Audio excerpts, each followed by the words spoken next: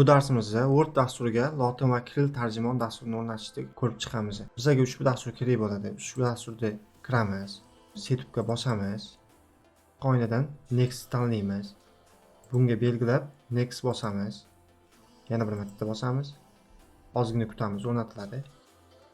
O'rnatilgandan keyin bunga tanlaymiz. Chiqib ketmaymizda bunga tanlaymiz va close qilamiz. Endi Word dasturimizga kiramiz. Word dasturiga kirdik.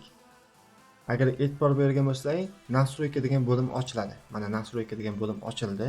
Kirill lotin, lotin kirill. Mana print kitob. Bu tomonda endi avtomatik kitob shaklida ham chiqarayotganlaringni ochib berdim. Mana shunday qilib berdim.